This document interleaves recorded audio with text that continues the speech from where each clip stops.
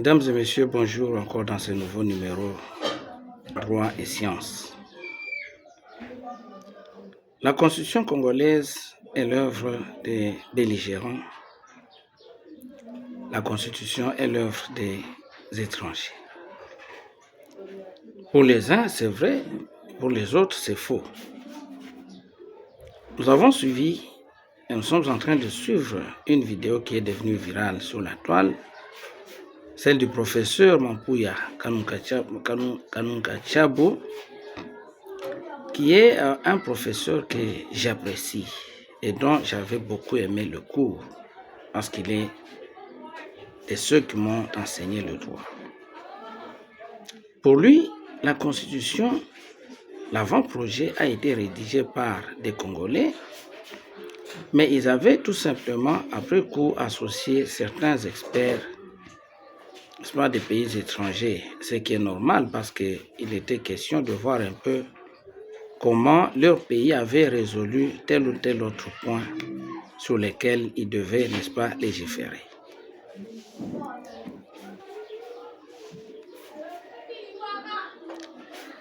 Et une autre vidéo est en train aussi de circuler, c'est celle du professeur Bob Kabamba. Pour lui, le gouvernement belge l'avait associé parce qu'il est aussi de ceux qui avaient travaillé sur la rédaction de notre Constitution. Il avait été associé, d'après lui-même, par le gouvernement belge et qui avait confié, n'est-ce pas, le projet de la rédaction à l'université de Liège, je crois, si j'ai bonne mémoire. Il dit que ce sont ces experts belges et d'autres venus du monde entier qui avaient rédigé, n'est-ce pas, le premier document, et c'est ce document qui avait été soumis à nos experts congolais. Pas seulement qu'il était directement soumis à nos experts, mais ils avaient soumis ça aux différents groupes en présence, les groupes armés. Et ce sont ces différents groupes qui avaient délégué les divers experts nationaux qui ont travaillé sur la Constitution. Mais est-ce que ça suffit pour que nous puissions dire que c'est une Constitution des étrangers? Je pense que le mieux à faire, c'est que nous puissions voir quelle est la philosophie, n'est-ce pas, qui véhicule celle-ci pour que nous puissions nous dire si les intérêts, n'est-ce pas, soutenus par cette Constitution sont ceux des Congolais ou bien ce sont ceux des étrangers. Pour voir est-ce que les belligérants ont modulé quelque chose dans leur intérêt ou bien ils l'ont fait dans l'intérêt des Congolais. Quels sont les dessous des cartes? Le premier point sur lequel j'avais voulu inviter notre réflexion, c'est celui développé par le prof Bob Kabamba, l'organisation du pouvoir. Encore une fois, l'organisation du pouvoir. Pour le professeur Bob Kabamba, l'organisation du pouvoir telle que nous l'avons aujourd'hui a été faite dans l'intérêt des divers groupes en présence en ce temps-là, les belligérants. Ils ont voulu que les postes à pouvoir, n'est-ce pas, dans l'organisation du pouvoir en République démocratique du Congo puissent correspondre au nombre d'animateurs qu'il y avait en ce temps-là. De telle sorte que si celui-ci pouvait ne pas être le président de la République, mais qu'au moins il se retrouve quelque part, soit au Sénat, soit à l'Assemblée nationale. Voilà comment le pouvoir a été organisé. Donc c'est la philosophie dans l'organisation de notre pouvoir. On peut se demander si c'est n'est pas une constitution à ce moment-là des belligérants. Mais le deuxième point sur lequel je voudrais aussi que nous inviter, n'est-ce pas, à réfléchir, c'est celui de l'article 9 de notre Constitution. Vous savez que de tout temps, depuis l'année 1973, le sol et les sous-sols ont toujours été considérés comme la propriété de l'État. Et cette disposition qui a été reprise dans nos différentes constitutions depuis lors a toute une histoire. Je crois que j'aurai l'occasion de revenir sur l'histoire de cette disposition pour que nous puissions voir. Mais par un coup de baguette magique, on en arrive à élaguer cette disposition de notre Constitution. Désormais, le sol n'est plus la propriété de l'État. Mais quelles sont les implications de cela? Et ça, on ne vous l'a jamais dit. C'est que nous revenons à la propriété privée sur le sol.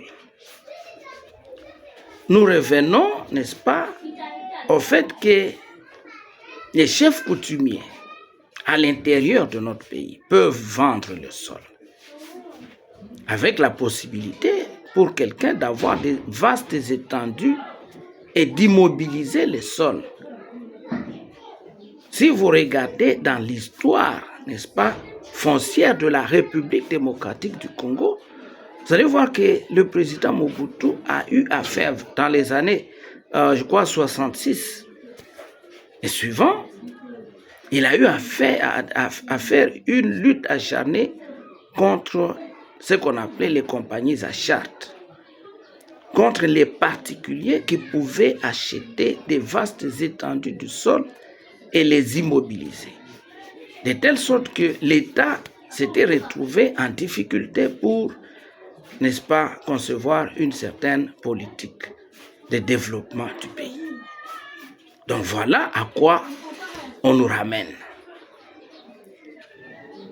Alors on peut se poser la question, quel est cet intellectuel congolais nationaliste qui aime son pays, qui a pu arriver à enlever une telle disposition de la Constitution pour dire que l'État n'exerce plus que la souveraineté sur le sol, sur les sous-sols.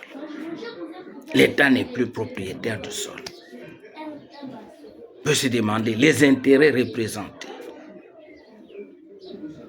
les dessous des cartes de cette disposition ou du changement, de ce changement constitutionnel.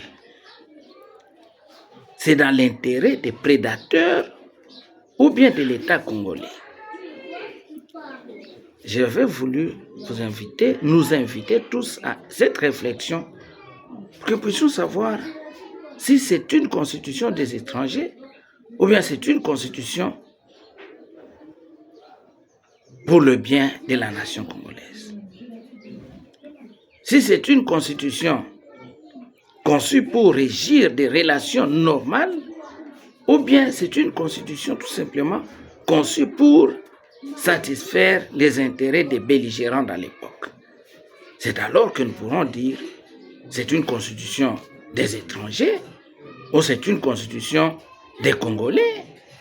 Si nous pouvons dire si c'est une constitution des belligérants ou c'est une constitution, n'est-ce pas, conçue pour réglementer la vie normale de la nation. En attendant, j'avais voulu également